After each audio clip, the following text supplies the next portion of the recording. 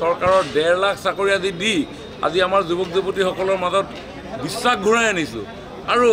আপুনি কোৱা এই লুৰিণজ্যোতি গগৈ ডাঙৰীয়াৰ যিটো পাৰ্টি সেই পাৰ্টিয়ে যাৰ নেজত ধৰি পিনি কাম কৰিছে তেওঁলোকে কি কৰিছে তেওঁলোকে ৰাস্তাত টায়াৰ জ্বলাবলৈ শিকাইছে ডেকা ল'ৰাবিলাকক তেওঁলোকে জাতীয়তাবাদৰ নামত বন্দামী কৰিছে কংগ্ৰেছৰ লগত কেতিয়াবা মিত্ৰতা জাতীয়তাবাদীয়ে কৰে নেকি যি কংগ্ৰেছে 855 জন অসম আন্দোলনৰ সময়ত হত্যা কৰিছিল যি কংগ্ৰেছে এটা চৰকাৰৰ চাকৰি দিবৰ কাৰণে আমাৰ মেধাৱী যুৱক যুৱতীসকলক ধনৰ লেনদেনৰ এই গোটেই প্ৰক্ৰিয়াৰ মাজত ভৰাই দিছিল যাৰ ফলত আজি APSCৰ নিচিনা আজি সংস্থা আজি কলুষিত হ'ব লগা হ'ল যি কংগ্ৰেছে দেশ বিভাজন কৰিছিলে হিন্দুস্তান পাকিস্তান কৰাৰ অন্তৰালত কংগ্ৰেছৰ ষড়যন্ত্ৰতাত জড়িত হৈ আছিলে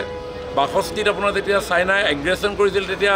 my heart goes to the people of Assam বুলি কৈছিলে সেই কংগ্ৰেছে কৰিছিলে 1 চনৰ পৰা 15 চনৰ এই সময়ছোৱাত তৰুণ গগৈ ডাঙৰীয়াৰ শাসন কালত গুপ্ত হত্যাৰ জৰিয়তে কিমান মানুহ হত্যা কৰিলে যুৱক যুৱতীক তাৰ হিচাপ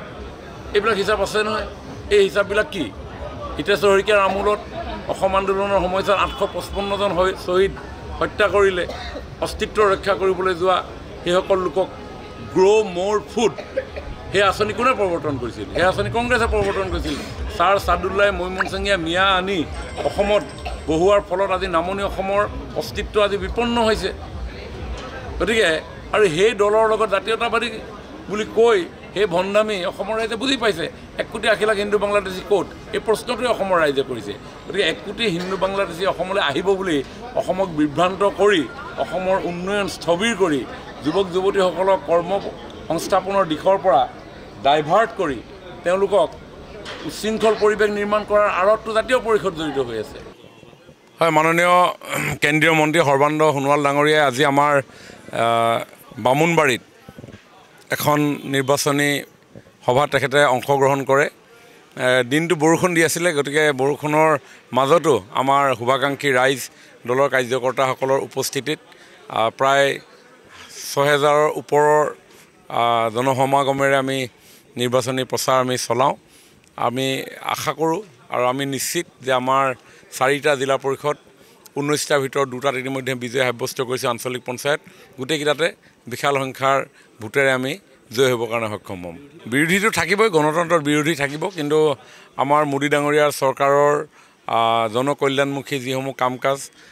হিমন্ত বিশ্ব শৰ্মা ডাঙৰীয়াৰ ৰাজ্য চৰকাৰৰ জনকল্যাণমুখী যি কাম কাজ সেই কাম কাজে ইতিমধ্যে জনসাধাৰণক আশ্বস্ত কৰিছে আৰু ৰাইজে ভাৰতীয় জনতা পাৰ্টি আৰু মিত্ৰজোঁটৰ প্ৰাৰ্থীসকলক আশীৰ্বাদ দিব সেই কথাটো তেখেতসকলৰ বিভিন্ন সভা সমিতি বা ঘৰে ঘৰে যাওঁতে বা বিভিন্ন ধৰণে ৱাৰ্ড ৱাইজত বা পঞ্চায়ত ৱাইজত আমি যেতিয়া সমদলো কৰিছোঁ তাতো তেওঁলোকৰ অংশগ্ৰহণে আমাক সেই সাহস দিছে আৰু যোৱাকালি মাননীয় মুখ্যমন্ত্ৰী ডাঙৰীয়াৰ যি সভা আমাৰ সমষ্টিৰ প্ৰায় 30,000 ৰাইজ তাতে উপস্থিত আছিলে আজি প্ৰায় 6,000 ৰাইজ এই প্ৰতিকূল পৰিৱেশৰ মাজতো তেখেতলোক উপস্থিত আছিলে তো ইয়ে নিশ্চয় আমাৰ দলৰ প্ৰতি ৰাইজৰ আস্থাৰ কথাকে প্ৰমাণ কৰে